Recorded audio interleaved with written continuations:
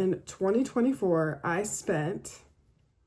Hey guys, welcome back to my channel. I'm Raylan with Twin Mama Budgets, and I was wanting to do a whole like financial goals video, but I have like some very broad goals in my head, and I thought the best way to figure out what my true goals are for 2025, I need to go and reflect on 2024.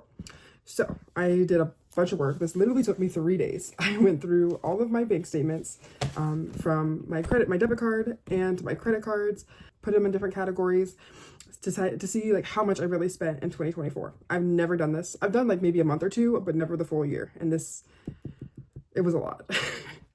So I thought just for like funsies and educational purposes, maybe, I don't know, I thought it would be fun to kind of go over my numbers with you, and then also at the end we'll think back and reflect on my 2024 and come up with some pretty good goals for 2025. So before we get into it, if you're new here, I'm Raylan, 27-year-old twin mama who is on her journey to be debt-free and just be able to live the financial life that I want to live. So I do a lot of cash stuffing, budgeting, all the content that goes along with those topics. I try to incorporate as well. So if any of that is what you're interested in and you're not subscribed, make sure you subscribe so you get all of the some brand new content. So let's go ahead and dive right into it. I've already done like the brunt work, finding out how much I spent on these different categories. So I'll just kind of give you a rundown from each month and talk about any trends that I noticed. Also, I did categorize them into these categories. So first, I highlighted what my income was. And for most of the year, I do have multiple sources of income. It's not much, but you know, every little penny helps. And I was actually surprised how much money I was making from each month because of these multiple streams of income. So don't put all your pennies in one basket. So I have my income is what I did first. Then I found out how much I was paying on my bills. Then I found my subscriptions. I wanted to do them separate, even though I still consider them a bill. I just wanted to see like how much each month I'm paying on these different subscriptions. So I did one separate for subscriptions. Then I had groceries, eating out, which included fast food as well, gas. And then I was also curious to see how much I was spending on daycare. Then I did like activities because my daughters did gymnastics for quite a few of the months as well. My spending. Yeah, there was that. And then any miscellaneous charges that I didn't really want to put with spending, could have been spending, but they were also like one-time things or one-off, like stuff that I didn't plan for kind of thing. So, okay, let's get into it. We're going to start with January 2024. Should I just give you the big number first? Everyone loves the big number. We'll just go with the big number.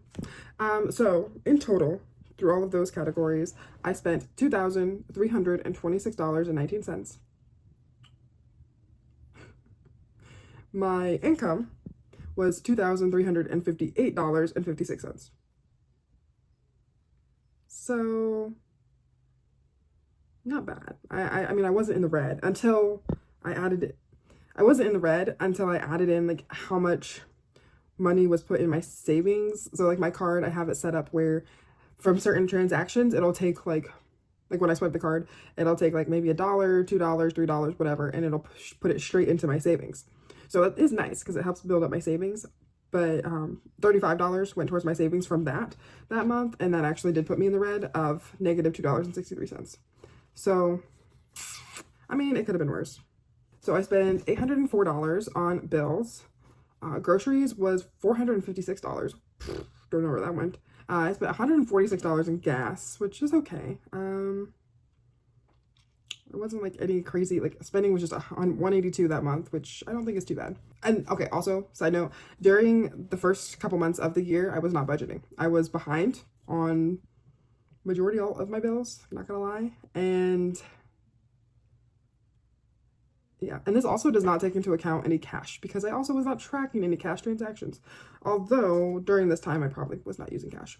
So probably don't have to worry about that. Yeah, so there was nothing like too crazy that stood out with January. Just a basic month, I guess. Okay, so for February, big number. We spent a total of $1,992.29, and my income overall was $2,424. There was a total of $1,085 that went towards my bills that month. Groceries, $168. Eating out was $122. Gas was $146, which was pretty similar to January's, I believe. Yeah. So January I spent $146.66 on gas, and in February I spent $146.38. So that's pretty consistent. Daycare spent $225 total. Spending went down $105, and activities went down to $35. So again, nothing like too crazy going on, and a lot of it honestly was pretty consistent with January. So I'll take that. And then March comes, and honestly I'm not sure if this was a 3-month, if this was a magic month or not, because my income was $3,557. It had to be. It had to have been a 3-month. I didn't make a note of that here. We're gonna say, yeah, because I was paid on the 1st. Yeah, so this was a 3-month magic month. So I had $3,557 as my income. Bills was $1,465. Groceries went up to $231. Eating out, $329.54 went to eating out. Gas went up. I'm not sure what I did in March, but I spent $210 on gas. Yowzers. Okay. Let's see. Activities went from 55 in February to 208 in March. But all of that added up to $2,788. So technically, based off my income and what was spent, I still had $723 left over from my check. Can I tell you where that went? No, I cannot. Not exactly sure. But that's not bad. So that was because that was a magic month. So we had that 3 paycheck right there. Okay. April is a crazy one. April is around tax time. So we can just, we know why this month is a big month. Okay. So my income was $3,557 in March. My income in April was $9,866.87. Again, this is because of income tax, or tax time, the refund. I think I got like a little over $7,000 on my income. So my income was actually pretty low without this income check. So this month, because of that money, that's when a lot of my bills started getting paid more, or like at least like that's when I caught up on my bills. Like I said before, like I was completely behind on every bill that I had, and this money allowed me to catch up and also start getting ahead. So that really helped jumpstart my cash stuffing journey and really helped make this a successful transition, because I have done the cash stuffing method quite a few times before and they flopped both times because I would try it and then, you know, bills kept piling on and it was just getting frustrating and then I wasn't committing to it. So since April, I have actually been consistent cash stuffing every check, whether some checks are less than others, you know, but I do try to cash stuff, or I do cash stuff every check now. But it was because of this month here that really helped my journey. So total in expenses, I spent $7,122. $4,280 went towards bills. Groceries was $430. Eating out, $216. One of my toxic traits is it don't matter. I get a little money or I get like an increase in my credit limit on my credit card. I be feeling like I'm on top of the world. And the first thing I want to do is go have a nice dinner. And I've done this a couple times where I invite other people, like my family, and I will pay for my family for dinner. Usually it's just my mom and her boyfriend. But so yeah, we may have been feeling ourselves a little bit and paying for a dinner or two, probably a couple dinners in there. Not gonna lie. Again, gas was $215. Like, girl, where are you going? I don't know. I don't know what I was doing. Driving. I don't know. Spending. Ooh, this is a fun one. $460.37 on spending. And then also saving here. I put more, but I'm not sure exactly how much. I know for sure I put $1,166 towards saving. That went towards Christmas. It went towards my emergency fund. It went towards my daughter's savings account, and then my savings as well. There may have been a few other things. Travel, I did pay for some travel in here as well. I think that's why my spending is up. I did pay for, no, that's why my miscellaneous. I put under miscellaneous because my miscellaneous is $1,056. I paid for a $600 flight. It was for 2 people though, and I got the other person's $300 back. So technically I only spent $300, but in one transaction, it looks like I spent $636. And that was on a flight for one of our good friends' weddings. So that got paid for, so I didn't have to worry about that. I also was paying for another trip we were gonna take with another friend over the summer. Those plans never ended up happening, unfortunately, and I lost out on that money. But, you know, when one door closes, another one opens.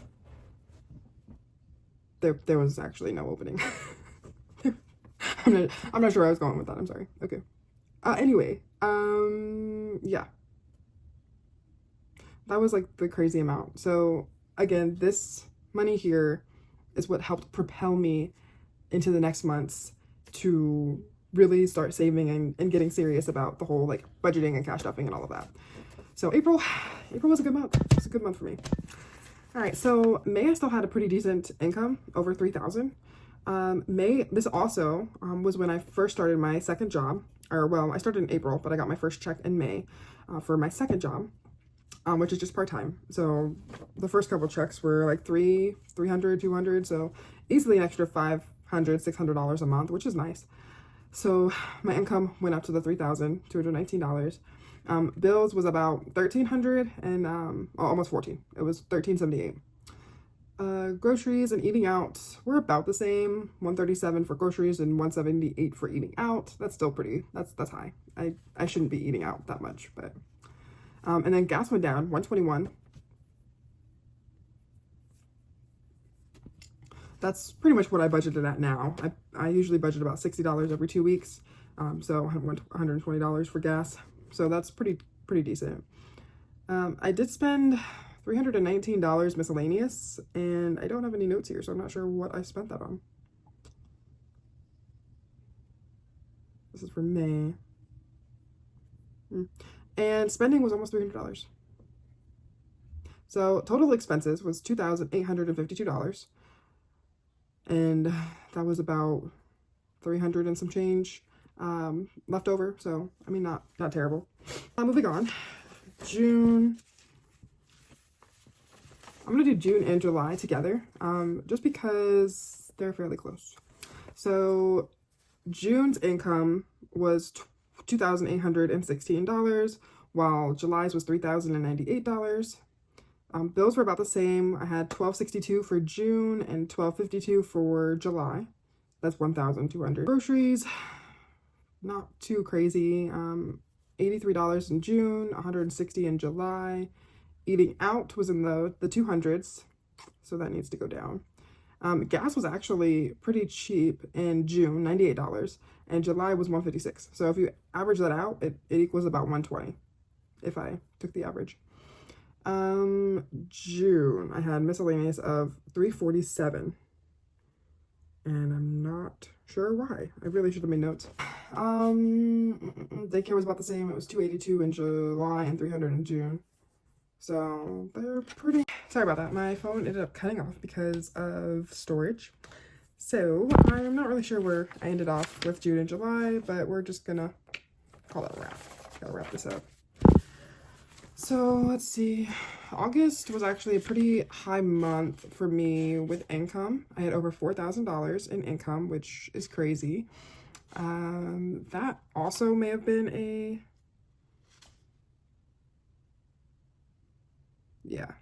yeah, that was a magic month as well for me, for my main job. So that is where that came into play with the high amount.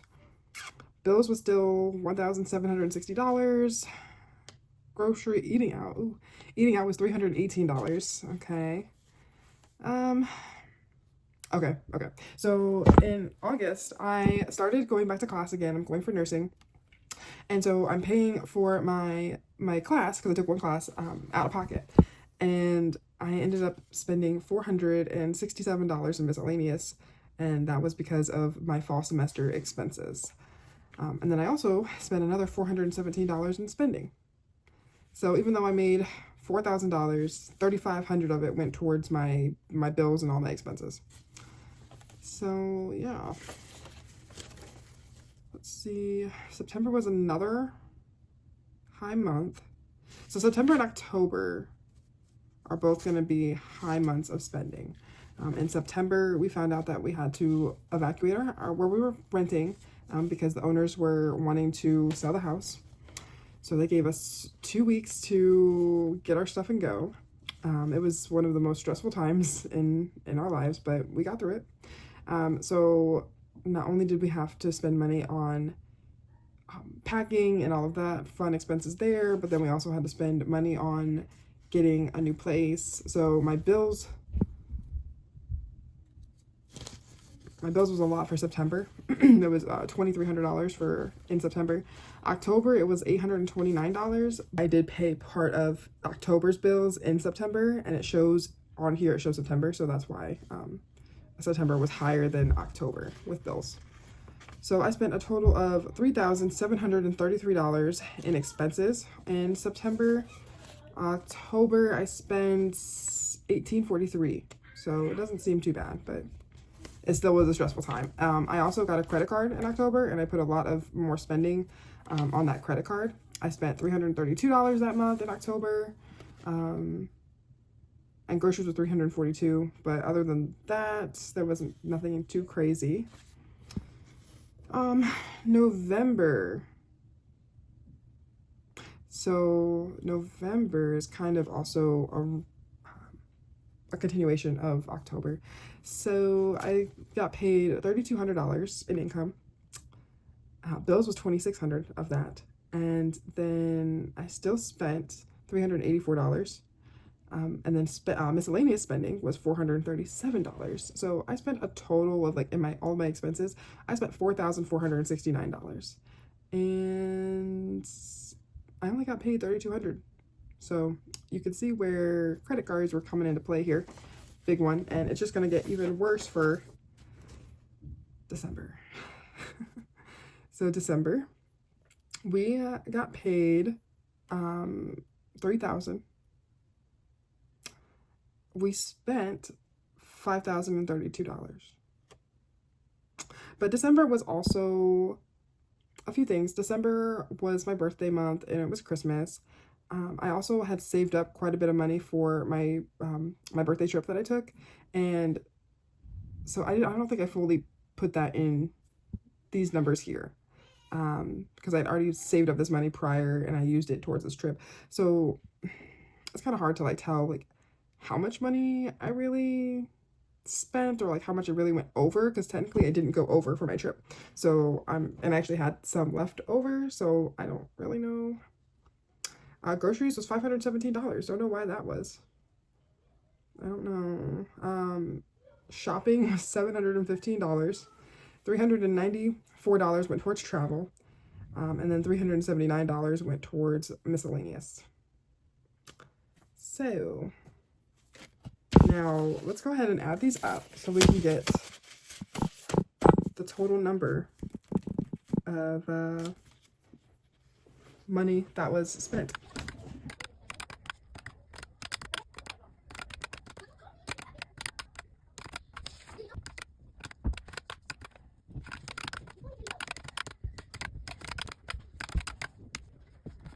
Okay, so as you can see, I spent $38,236.32 last year.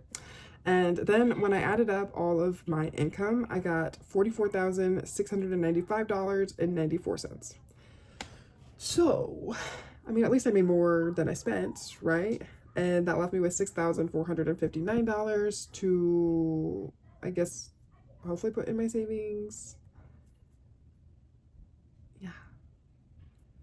So, this was an interesting activity for sure. I've never looked at all of these, I've never looked at like this many numbers before, and it's kind of fun to watch and like look at the different trends and just see like what I was spending my money on and be like, girl, like, why did we do that, you know? But overall, I think it gave me a good idea as to like what I really want to focus on for 2025. So stay tuned because I'm gonna have to make that into a whole nother video itself, and we will go over all of my financial goals for 2025 and how I plan to achieve them. So stay tuned. Make sure you subscribe. You don't want to miss out on the next couple videos, and I can't wait to see you guys there. You have a great one. Thanks for stopping by.